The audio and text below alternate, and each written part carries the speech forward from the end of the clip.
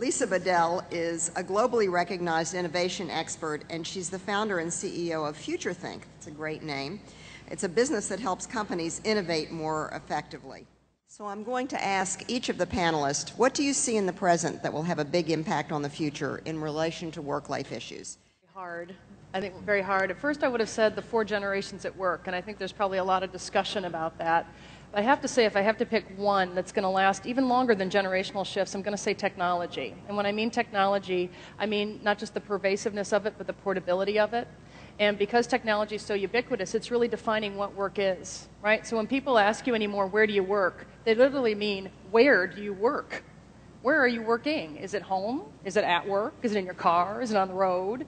And that's very interesting because they can now, right? Technology is so available and it's becoming so cheap and flexible that employees are becoming flexible with it.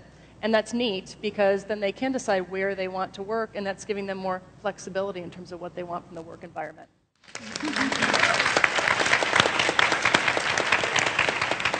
I think a lot of us will follow your charge. Okay, well, let's go to the next question. I'm going to jump to the workplace and ask you, what are the drivers of change that will affect the workplace? We started talking about technology, but we can talk then.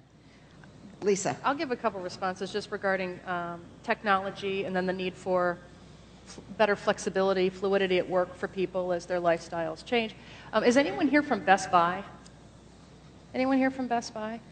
I love this example. Here's an example where, because of technology being portable or more fluid, people can choose how they want to work. And they implemented a program not too long ago called ROWE, or Results-Oriented Work Environment. Has anyone heard of this before? Love it.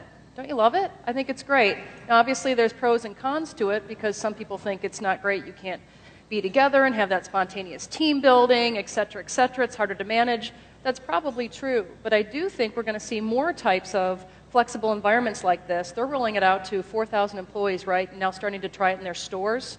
I'd love to go to one of their stores that I thought would open up at 11 o'clock, but maybe it just isn't because they're on a ROWE program. I'll have to come back at midnight to get my TV or something.